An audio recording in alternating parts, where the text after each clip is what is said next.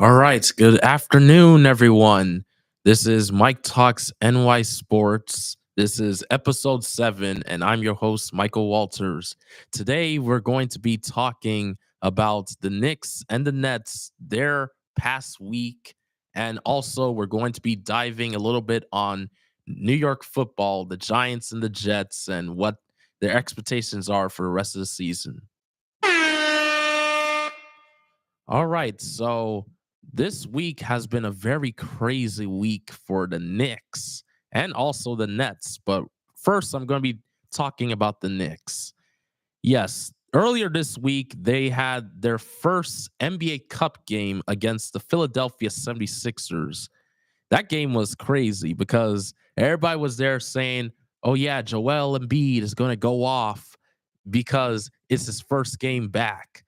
In all fairness, Embiid did not play that well.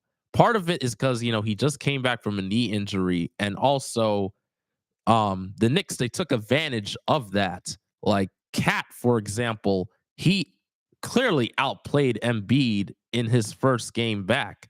Like Embiid just wasn't the same person. So I I congratulate the Knicks for taking advantage of that and using it as a way for them to win because they basically Embiid didn't really appear throughout most of the game, and the Knicks were just scoring. They're just going into the paint. The paint was free because the Sixers don't have anyone other than Embiid who can protect the paint. Yes, they have Andre Drummond, but he's not the best center. So I that was a good win for the Knicks. Like we had a good game from Cat, a good game from Ananobi.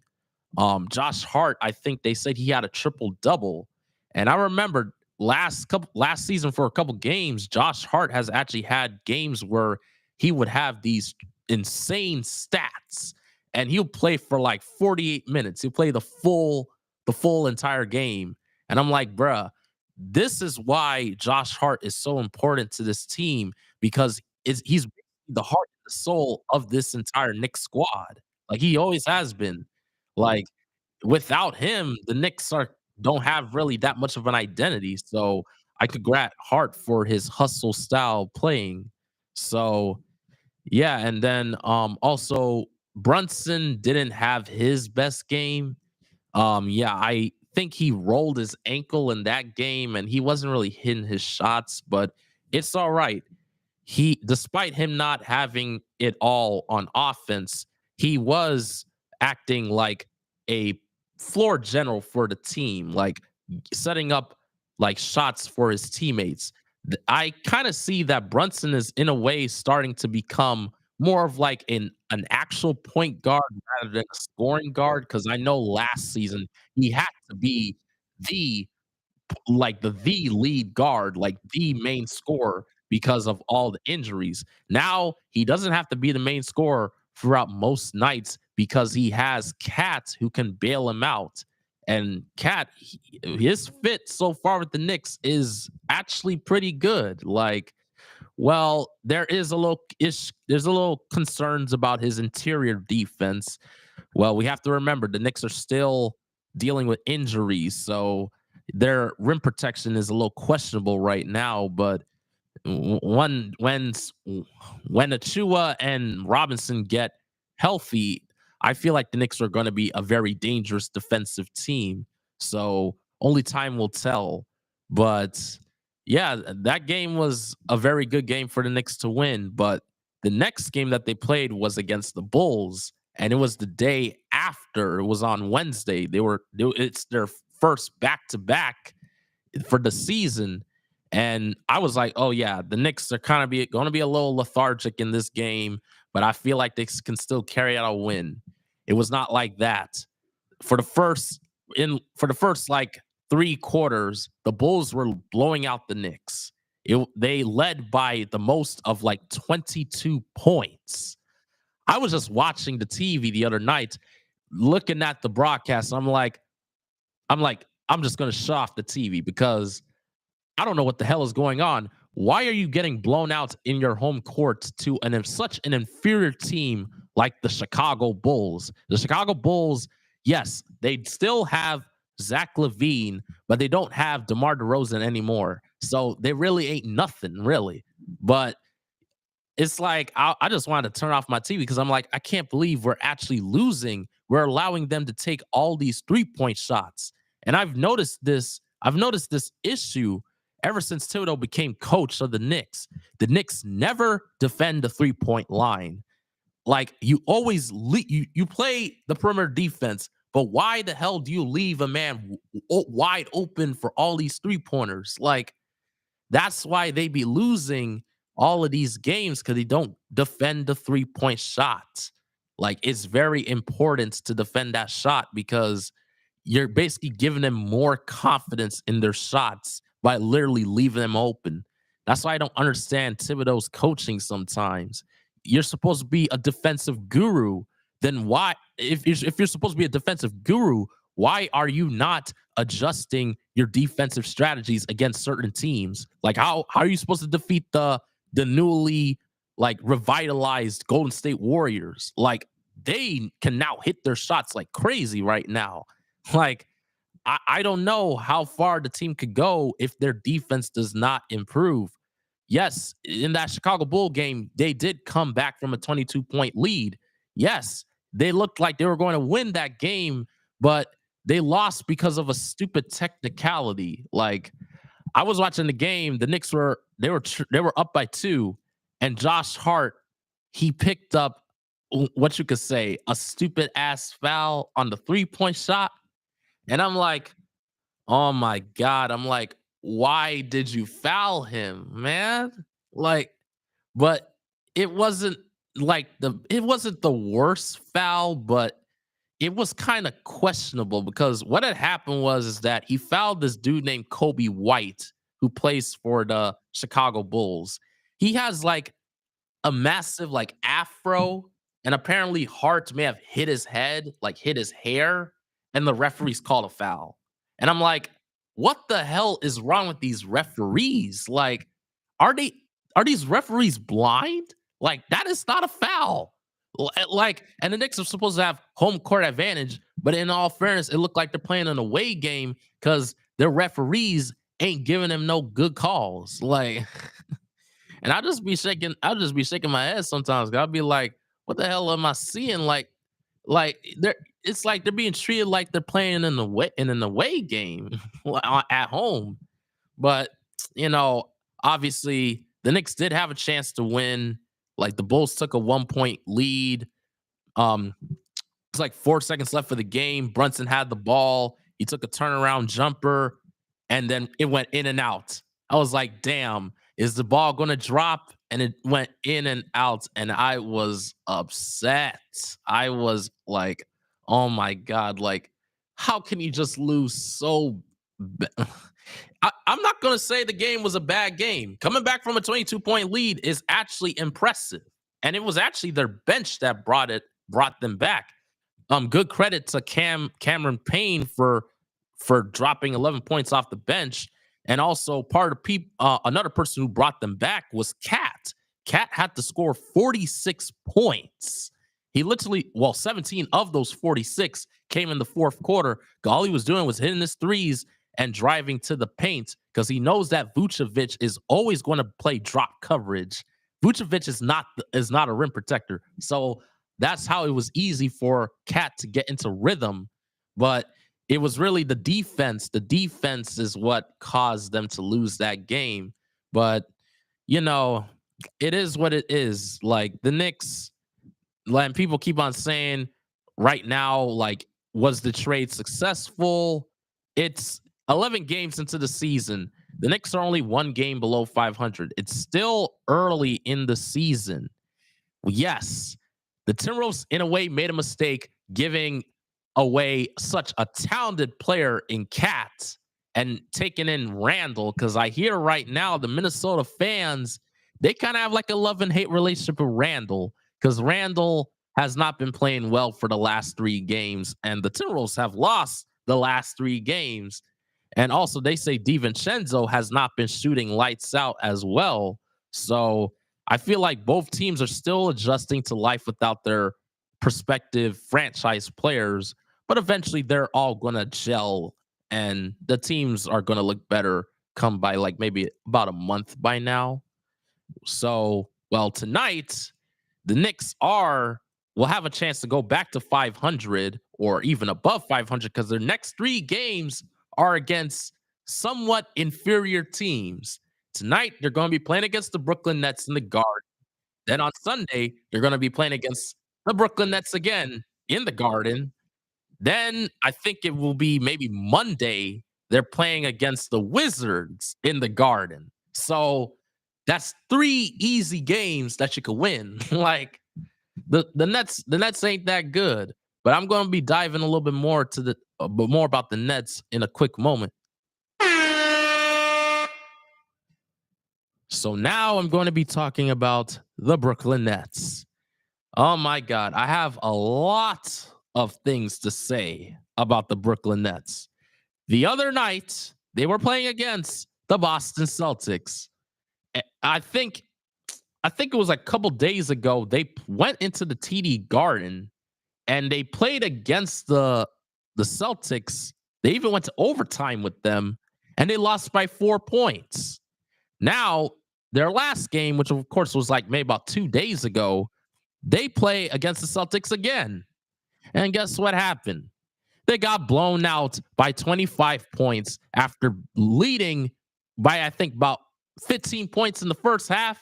And then in the second half, they just let Tatum have it, let him score, hit all those 3-point shots, and just make them feel like nothing really. And I'm like, what's going on with this Brooklyn Nets team? It's like for the past couple games that they've played against good teams and they lose because so and so collapses in the end of the game. Like what I've noticed about the Brooklyn Nets is that they have an issue with the offense. Who is the leading scorer on this team? Like who is going to be that number one option? I keep on seeing people trying to there like every game there's always 1 or 2 people trying to be the hero on that team and it just backfires. Like for the past couple games, I'll be seeing during crunch time moments, the Nets are down by 2, and you got Cam Thomas he's taking like a very crazy contested shot, thinking it's gonna go in, but it's always a clank. He always misses. And then it's like he always gets these terrible turnovers, and it be causing the momentum to shift. And I'm like, man, the Brooklyn Nets have an issue. Like, this dude ain't got no discipline. You're not Jalen Brunson, Cam Thomas. You got to be your own person, bruh. Like, you are not a clutch performer. That's all I have to say. You're terrible at the clutch. All you do is force too many turnovers and take all these stupid shots. Like, bro, you need to get better and you need to mature. Like, I know he's still pretty young, but bruh, there are people younger than him who got more discipline. He ain't got no basketball IQ right now. And that's something that the Nets coaching staff need to work on. Another problem I got with the Nets is the Ben Simmons issue. I get it. He has some back problems, but what the hell is going on with him? Like, he only plays like every other game, but he does not play every game. And it be pissing me off sometimes on that. Like, I'd be like, why is he like he only plays against like the soft teams, and then when it's against like teams like Boston, he doesn't want to play. And I'm like, what the hell is wrong with Ben Simmons? And when he does play, he doesn't even give you that much production. Like the other night, I saw him he's wide open in the paint. He just passes it off to like his open teammate. I get it. He wants to set up shots for his teammates because he's kind of like a tall point guard, but he is a little bit too passive. He needs to be more aggressive. Like, where is that aggressive Ben Simmons that we've seen back in Philly? Like, we're just still seeing the same soft version of Ben Simmons ever since he left the Sixers. Like, what the hell is going on with him? Like, I hope he can get out of his little mental health problem because, also he does suffer from some mental health issues, but I get that. But that does not mean that you should not play like yourself. Like he's not playing like himself out there. He be playing like a fish out of water on the court. And it's like that's why I feel like this Brooklyn Nets team, people saying, "Oh yeah, they came close against so and so." They still need help. They still need to upgrade their team. Their bench is actually looking a little fantastic, but their starting lineup still needs help. They still need another scorer on that team. But the question is, who's going to step up on that team? Is it going to be Dennis Schroeder? Is it going to be Cam Thomas? Is it going to be Nicholas Claxton? Who is going to step up on this team? And that's all I can say for the Brooklyn Nets going forward. Who is going to become that main scoring option in clutch moments? Because I feel like this team, they do have potential. They can make it to the playoffs, but I don't know right now because this team is they're a question mark going forward.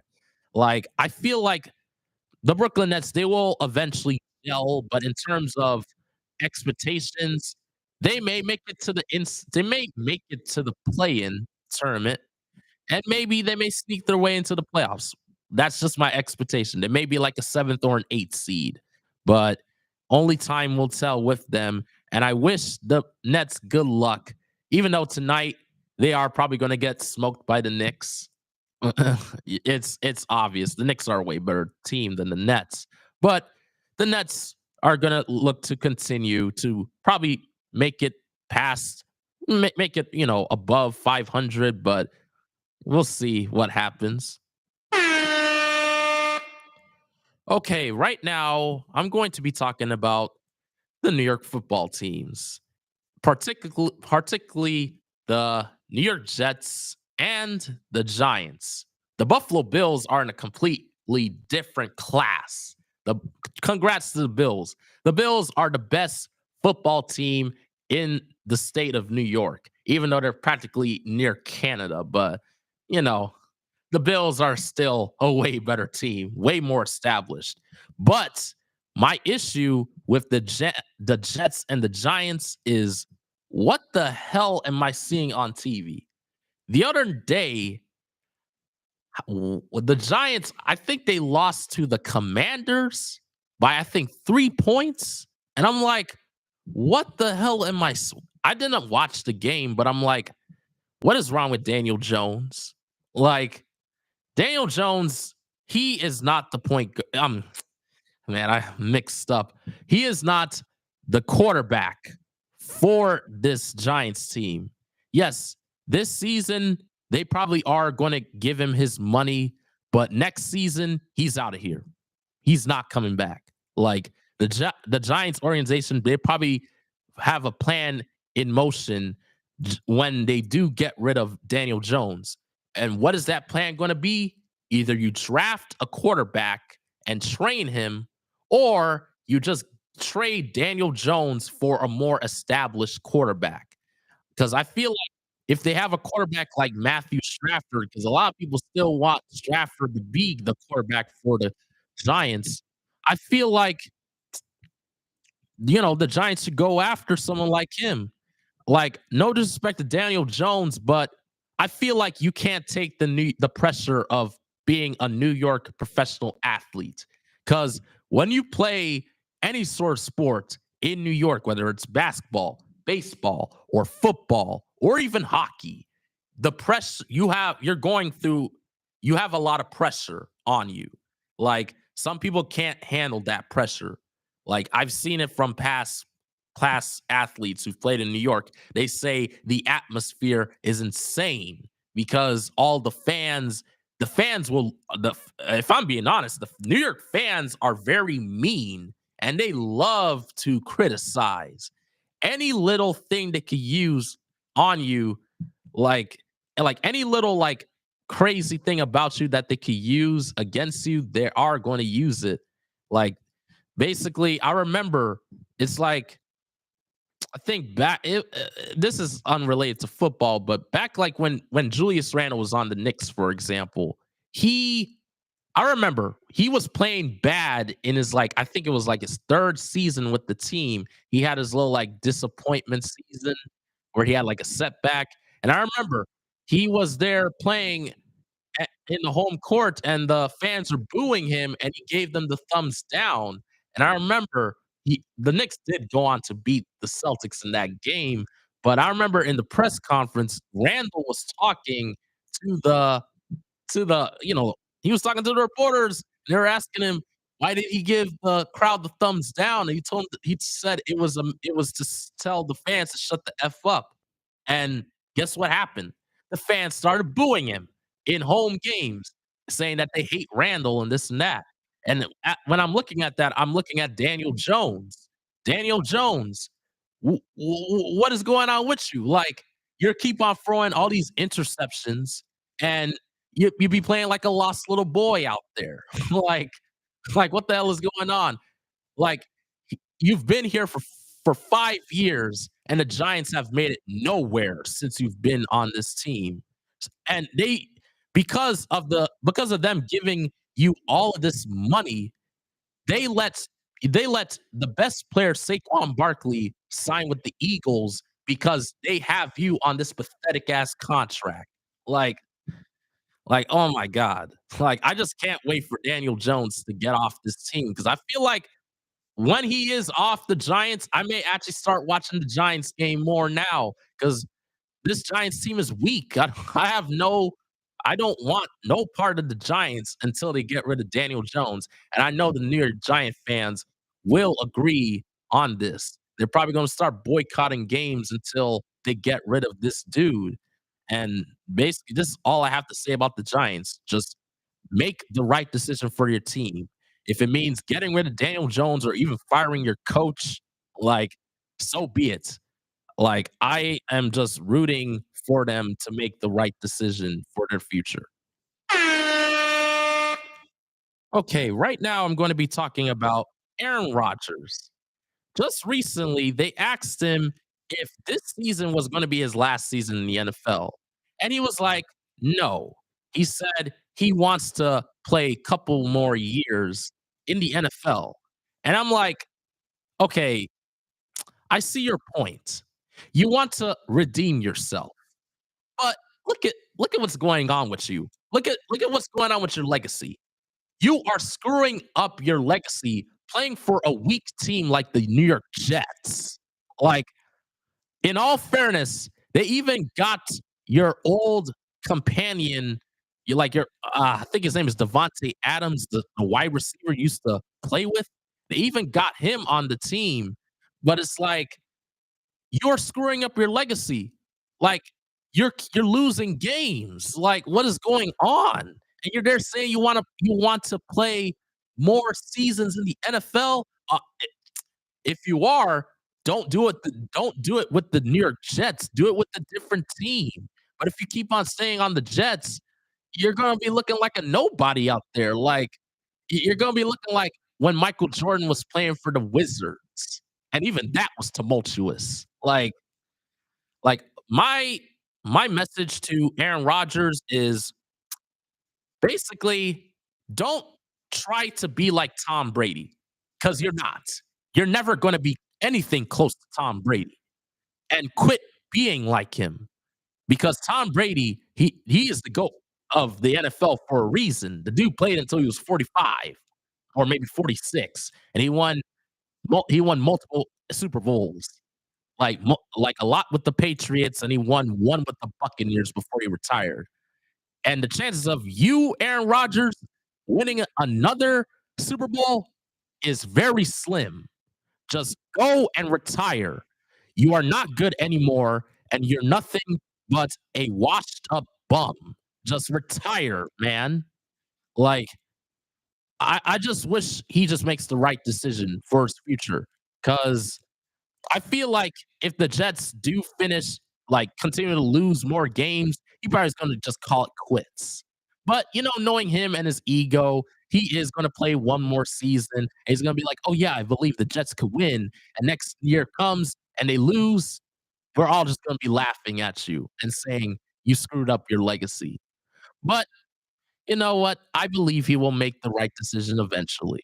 So, that's all I have to say about the New York Jets and Aaron Rodgers. That's really all I have for today, though.